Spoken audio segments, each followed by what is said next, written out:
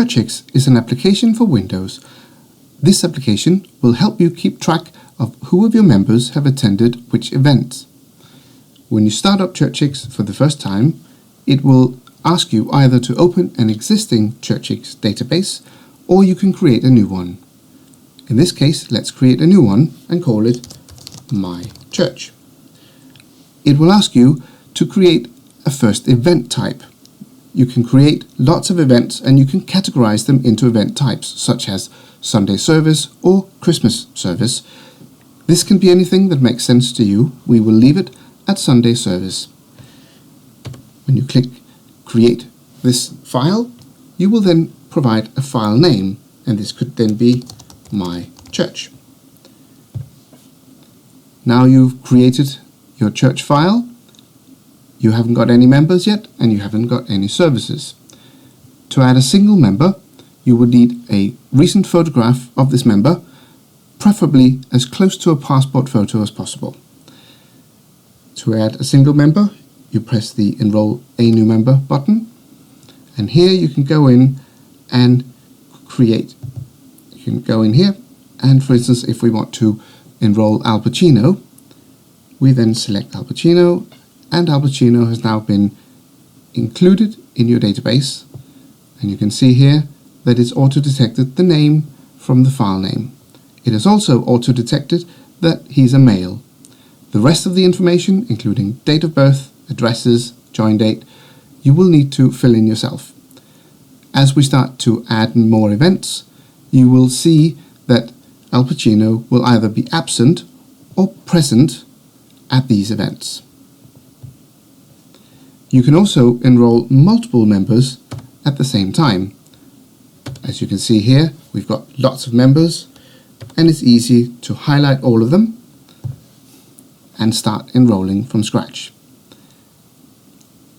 You can see the progress as we go along. Some of these photos are good quality, some of them have been rejected. You can see that one of them, the photo was rejected, and when you go and look up this person in the database, you can see why.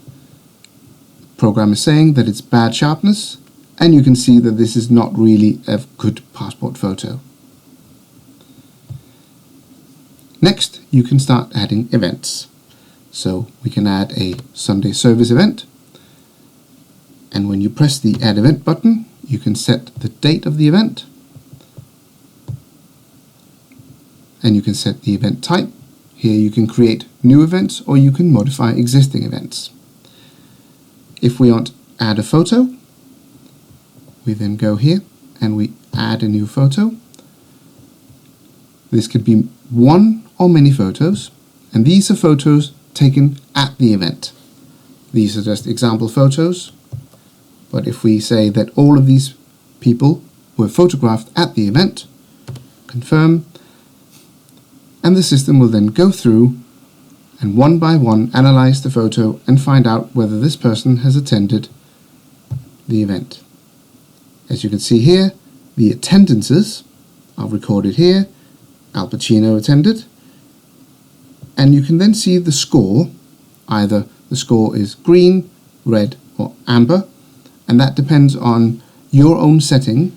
We can go through that in a little bit. As you can see here, you go through your list. Somebody here has not been identified. You can then go and look up all of your members and manually assign this person if you know this person is actually in the database. There. You can also reject that this person is not the same, and you then reject, and so on and so forth. These are the attendances. Over here you can see the absences, and you can then choose to manually transfer one or more of these. If you say that this person was actually at the event but we don't have a photo, you press this button and this person has been manually added. You can see the attendance, and you can see in here the stats for this event. If you want to see the recognition for a specific photo. You can click the photo or a range of photos, and you can further filter the matches by using these buttons.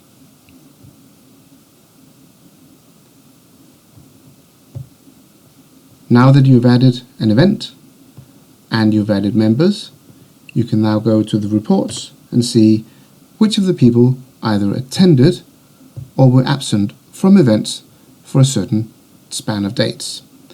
You can also go in and you can see here for the members, each of the members, the percentage of event types that they have attended. And for services, you can see the demographics.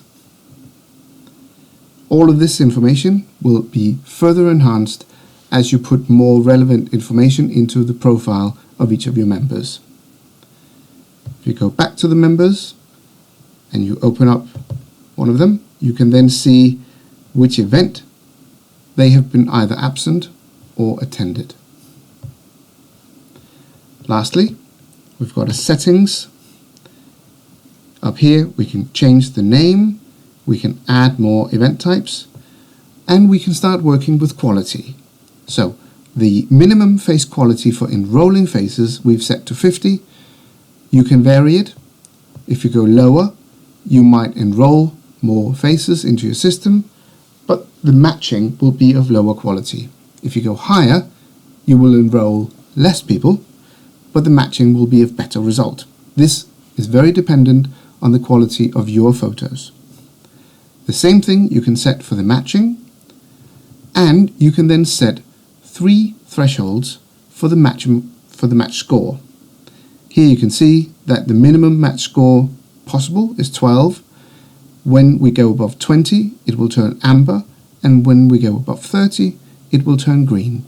You can vary these as you see fit. You can also set the maximum count which will be found when you try to do a match. So how many of your members is it going to try to match? It will obviously search the entire database. If it finds more than 10, it will rank them and only show the first 10. Here you can change the number. One other setting here, Churchix will keep track of which specific files you have already used, and if you've already used the file before, it will not allow you to use it again. You can clear this tick box and it will allow you to reuse photos. This is useful if you are enrolling a large database and you have to stop halfway through. Then you can enroll the whole thing again, and all the photos that you have already done will be automatically discarded because they're already in the database. This was a quick presentation of the photo capabilities of Churchix.